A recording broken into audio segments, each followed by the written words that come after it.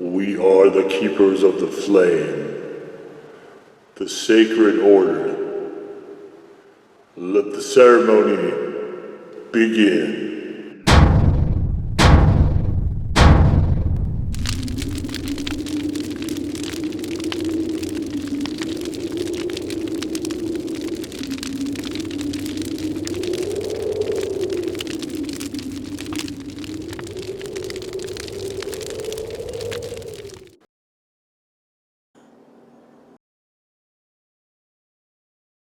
On today, Faithful Acolytes, we take a look at this. And what this is from private selection, it is the Habanero Cheddar. And this is already cut up. You can see here, we'll take this lid off in a second. But first here, I like the ingredients. We have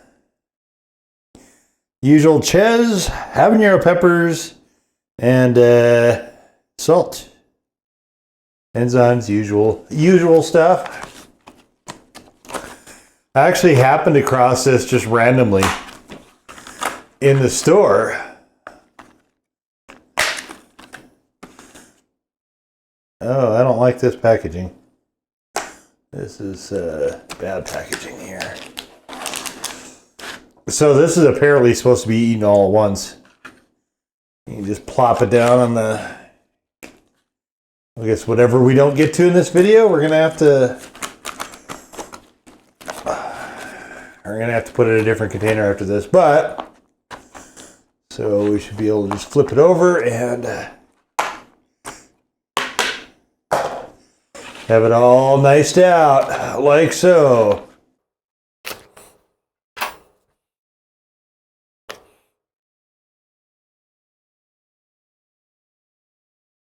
Yep, definitely habaneros in there. And this appears to be a white cheddar, so we should have a bit of sharpness to it. I'm kind of excited about this. Let's get into it.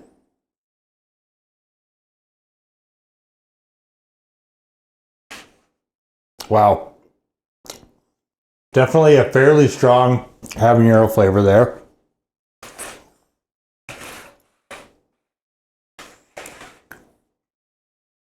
Very strong. So this is it's a white cheddar, but it doesn't appear to be particularly sharp.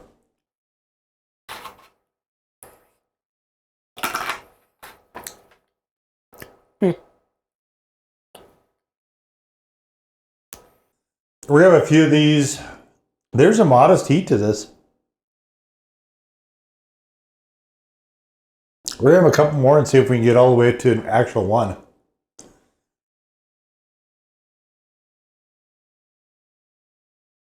Which would be kind of impressive for a cheese.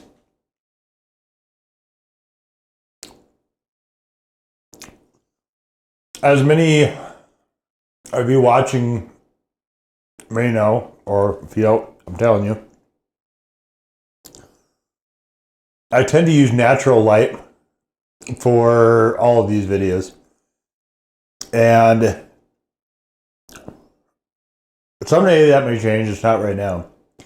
The reason the light is so screwy now is I'm filming this early in the morning. This is probably the earliest I've ever filmed any video,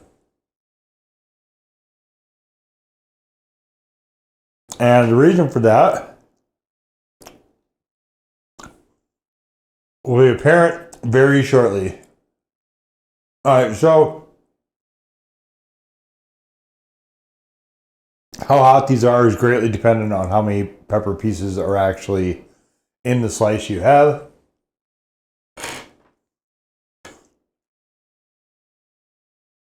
I'm going to give it a default one. I'm going to leave it as a default one. That could change as we go on, but now I guess we should get to the actual reason that I'm filming this so early in the morning.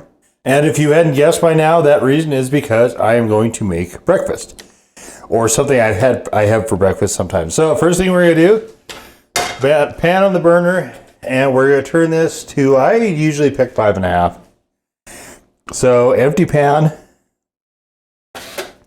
There's nothing in this right now. We're gonna let the pan heat up.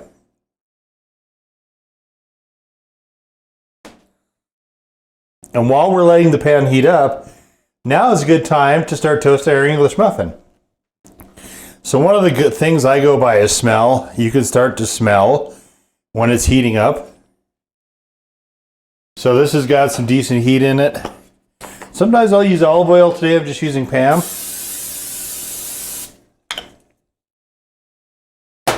And we're gonna let that warm up for another second. I like to have the pan hot before I start throwing things into it. I find that just, you get a more consistent cook out of it. And if you have oil, you can start to slush it around a little bit. This one, basically, I'm just gonna wait till the bubbles aren't there anymore. This is a non-stick pan, and a lot of the idea is that you're not meant to need the oil, but this is an older non-stick pan, and the Teflon is kind of chewed up a little bit. So, because I also do things that you're not supposed to do, like throw it into the dishwasher. So, crack the egg.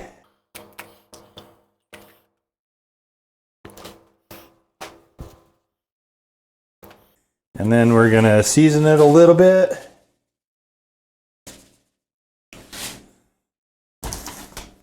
In this case, I want the cheese to be the focus, so we won't be seasoning it a lot. And this is a bit uneven, so I'm just gonna move the pan a little bit on the burner. And then we're gonna cover it here, with the idea being that we will be able to trap the heat inside and cook the top of it faster. Because what we're making is we're trying to go for egg over medium to egg over hard. Because sometimes if I'm having like hash browns or waffles or something, I will make it over easy. In this case, I don't want runny eggs. So there's our nicely toasted English muffin just waiting. So one of the ways you can start to tell is jiggle. This is still a little bit too loose to flip, so we're gonna give it another 20-30 seconds. You'll start to see the top of the egg go white when it's getting ready. We're getting really close now.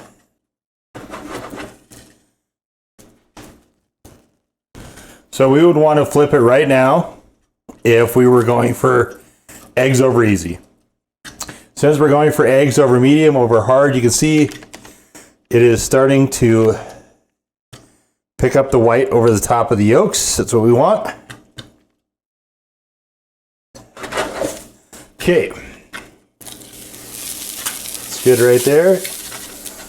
I'm just gonna flip and break the yolk, unfortunately. That's all right. I don't want to deal with, once you flip, just turn off the heat. You don't need it anymore. We're just going to use residual heat here to melt the cheese.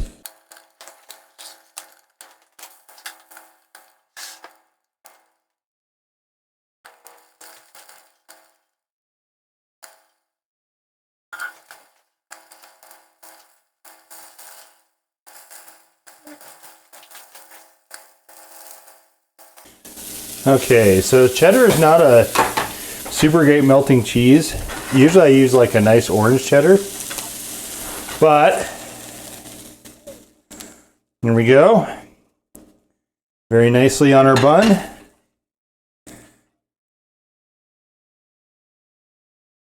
Usually I'll throw a little hot sauce on top. I'm not going to this time because we're just testing the cheese, of course. Then we move the pan off the burner, which is off at this point. And voila, our melted cheese and egg over hard English muffin. There it is in all its glory. You can see it's all melted together. Looking gorgeous, I must say. I do prefer a nice orange cheese myself. I think it looks prettier with hot sauce. And I also have, my orange cheese is a medium cheddar. This is more of a mild. And I definitely prefer more sharpness than this is offering. But you can, of course, add a meat to this as well. Right now, I've got a minky tooth. So I'm not adding meat to stuff because it tends to make things a bit of a pain. Plus, I'm always in my eternal battle to try to shed a few pounds here and there. So that's why there's no additional ham or sausage or bacon in this.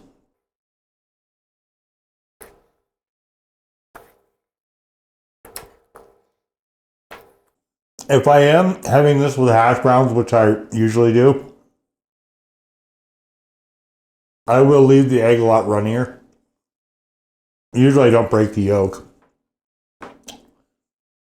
Obviously I was being a bit careless there, but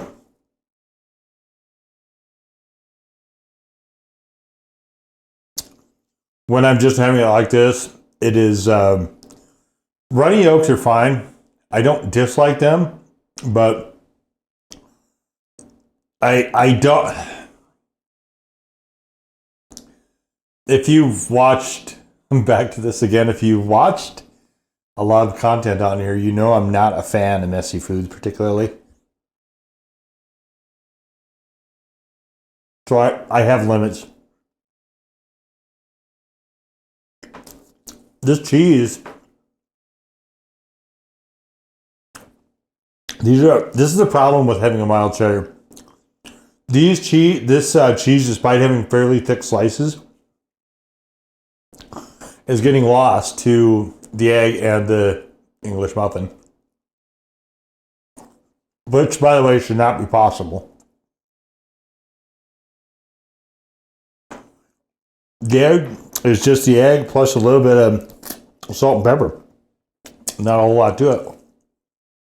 English muffin is just itself fairly bland.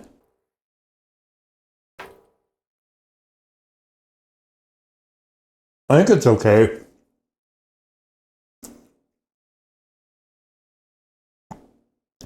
These eggs are cooked to a perfect over hard.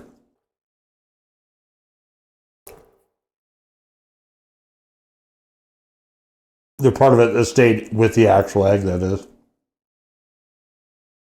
Obviously, part of it ran out.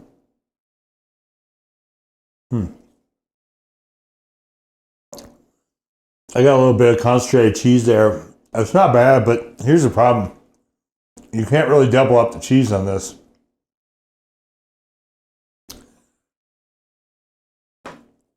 Using what I showed you.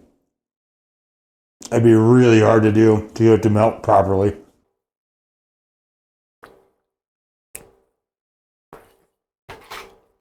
I think all these cheese cracker cuts, I tried to find an actual block of this and I couldn't. But clearly this is meant to be on like cheese and crackers. Maybe with a touch of a jam or jelly of some kind.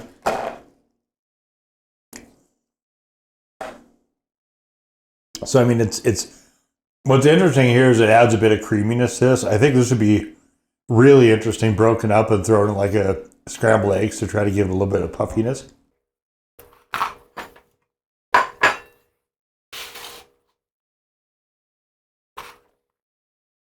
So, yeah, I mean nothing wrong with this.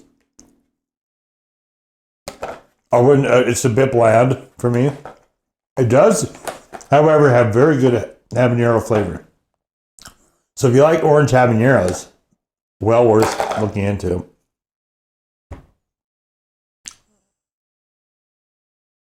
Interestingly, they put little bits of seeds in here, which are or it's a stem. I can't tell which. A touch unsightly.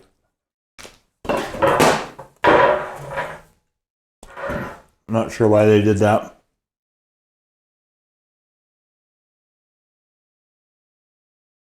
Yeah, I mean, it's fine. There's a touch on the bland side as far as flavor goes. And heat, I will say, is a very, very definite default one. I could see this creeping up to a legit one if you got a section with a lot of actual peppers in it.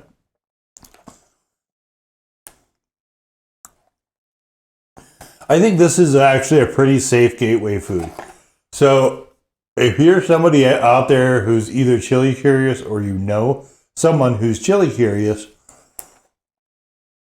this is a good thing to kind of approach them with. This is a very safe way to sort of bring them into the fold, as it were, without them getting completely lit up. Flavor's fine. Again, it's super, super mild for my taste, but I mean, there's nothing wrong with it. It's just not my preference. So I would have preferred this be a lot sharper so the cheese could sort of stand up to the, not only the habaneros, but also the other stuff you put it with. But Private Selection is Kroger's sort of premium brand, and for being a mass market product, I will say this is actually surprisingly decent. Certainly a lot of the other cheeses I've had have been better, but this one, there's actual real peppers in it, and I don't think you can discount that. So definitely in the right circumstance, this is a pretty interesting entry into things, and we'll just leave it there. So that was the Private Selection Habanero Cheddar. Now go forth in peace to serve the flame.